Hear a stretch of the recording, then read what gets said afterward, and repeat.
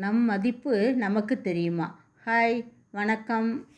நம் உடலோட மதிப்பு நமக்கு தெரிகிறதா என்றால் நமக்கு தெரிகிறதில்லை. ஏதோ நமக்குத்தான் உடம்பு என்று அதன் மதிப்பு தெரியாமல் அலட்சியமாக என்னமோ 1000 வருஷம் இருப்பது போல ஏதும் செய்யாமல் சோம்பேறித்தனமாக கழிப்பவர்கள் பலர். நம் உடம்பை பற்றி தான் ஒரு சின்ன அலசல். வணக்கம், நான் உங்கள் யோகா பாமா நந்தகோபால் பேசுகிறேன். அனைவரும் சிறப்பாக இருக்கிறீர்களா? அனைவரும் மிகவும் சிறப்பாக இருப்பீர்கள். இப்போ என்னுடைய சேனல் சப்ஸ்கிரைப் பண்ணுங்கள், லைக் அண்ட் ஷேர். ஓகே, நம் உடல் எப்படி என்று தெரியுமா? ஒரு உறுப்பு இல்லாவிட்டால் எவ்வளோ கஷ்டம், புரியுதா? எல்லாமே இருக்குது. ஒரு விரலில் அடிபட்டால் கூட நம்ம எவ்வளோ கஷ்டப்படுறோம். அதே மாதிரி இறைவன் படைப்பில் எவ்வளோ அற்புதமாக நமக்கு அவனுடைய படைப்பில் அதிசயத்தை பார்த்திங்களா?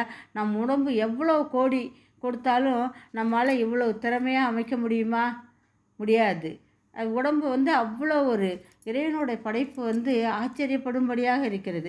ஏன் மூளை எவ்வளோ பாதுகாப்பாக அமைந்துள்ளது? அதன் திறமைகள் தான் என்ன? மூளைக்கு எவ்வளோ ஒரு மூளை நமக்கு அவ்வளோ ஒரு பக்குவமாக அமைக்கப்பட்டிருக்கு. ஆனால் நம் மூளையை நம்ம இந்த ஒரு ஆராய்ச்சியில் கூட சொல்கிறாங்க, மக்கள் யாருமே அந்த மூளையோட திறனை 1% ஒரு 2% தான் யூஸ் பண்ணுறாங்க மூளையன்னு சொல்கிறாங்க. இது நினைத்து பாருங்கள், நம்ம மூளையோட திறமை எவ்வளோ உண்டு. இந்த மூளையை நம்ம நல்ல திறமையான அறிஞர் ஆல்பர்ட் ஐன்ஸ்டீன் கூட ஒரு 10% தான் பயன்படுத்தியிருப்பார்கள் என கணித்துள்ளார்கள். அவ்வளவு ஒரு மூளையெல்லாம் அவ்வளோ ஒரு திறமை வாய்ந்தது. அதை நம்ம உபயோகிக்கிறதே இல்லை. நம்ம மக்கள் சில பேர் யோசிப்பே இல்லாமல் பிறர் உழைப்பிலேயே வாழ ஆசைப்படுவர்களும் உண்டு. இறைவன் ஒவ்வொருவருக்கும் அனைத்தும் திறம்பட அமைத்துத்தான் உள்ளார். சில பேர் ஊனமாக இருக்கிறவங்கெல்லாம் கூட தான் வாழணுங்கிறது கையில் கால் இல்லாதவங்கெல்லாம் எப்படி இருக்கிறாங்க. ஆனால் எல்லாமே இருக்கிறவங்க ரொம்ப அலட்சியம், உடலை பற்றி ரொம்ப அலட்சியமாக நினைக்கிறது. இன்னும் சிலர் இருக்கிறாங்க, யோசித்து செயல்பட்டால் தற்கொலை கூட தவிர்க்கலாம். அதையெல்லாம் யோசிப்பதே இல்லை. என்னமோ உடம்பு ஈஸியாக நினச்சிக்கிட்டு தற்கொலை செய்து கொள்கிறார்கள் பாருங்கள். இது ஒரு பக்கம். இறைவன் சில உறுப்புகள் ஒன்று போனால் ஒன்று வைத்து செயல்படட்டும் என 2ஆக வடிவமைச்சிருக்கிறாங்க பார்த்திங்களா? கிட்னி 2, சிறுநீரகங்கள் 2 வச்சுருக்காங்க, கண் 2, ஒன்று போனால் கூட ஒன்றில் நம்ம இது பண்ணிக்கலாம். அந்த மாதிரிலாம் அமைப்போட இவ்வளோ சிறப்பு வாய்ந்த உடம்பை நமக்கு கொடுத்த இறைவனுக்கு நன்றி சொல்லி நாம் எப்படி வாழணும், அந்த உடம்பை எப்படி பாதுகாக்கணும், இறைவன் படைப்பிற்கு நன்றி கூறுங்கள்.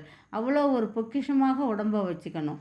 இறைவன் எல்லாமே படைப்பில் எந்த ஒரு பங்கமும் இல்லாமல் தான் படைச்சிருக்காரு. அனைத்தையும் படைத்தா கூட மக்களுக்கு அதனுடைய அருமையே தெரிகிறதில்ல. இப்போ சின்ன குழந்தைகளை பாருங்கள், எடுத்துக்கொள்ளுங்கள். அவங்களுக்கு மூளை மிகவும் சிறப்பாக செயல்படும். ரொம்ப இன்டெலிஜென்ட்டு, ரொம்ப ஒரு நிறைய கற்றுக்கலாம். சின்ன வயசில் குழந்தைங்களுக்கு எத்தனை லாங்குவேஜ் எப்படி சொல்லிக் கொடுத்தா கூட அவங்களுக்கு ஏறுன்னு சொல்லுவாங்க, அவங்களுடைய சுறுசுறுப்புலாம். ஆனால் இந்த காலத்து குழந்தைங்க என்ன பண்ணுறாங்க? செல்ஃபோனை கையில் கொடுத்து எல்லாம் அந்த ஒரு வட்டத்துக்குள்ளேயே ஒரு இது பண்ணிடுறாங்க. அந்த குழந்தைங்க என்ன பண்ணுது? அதில் இருக்கிறது தான் பெருசுன்னு நினச்சி அதுலேயே தான் உழல்றாங்க. வேறு யோசிக்கிற திறனோ வேறு எதுவுமே கிடையாது. போனால் ஏதோ பண்ணுறது, இது சொல்கிறத கேட்குறது, இப்படியே தான் ஸ்கூலில் எது நடத்துகிறாங்களோ அதை மனப்பாடம் பண்ணுறது, இவ்வளோட போயிடுது. வாழ்க்கையில் நல்லா யோசிக்கிற திறனை அதிகப்படுத்துங்க. குழந்தைங்களுக்கு நல்ல படிக்கிற திறமை, புக்ஸை படிக்க, நல்ல கதைகள் சொல்லி நல்ல அவங்களுடைய திறமைகளை வெளிப்படுத்துங்க.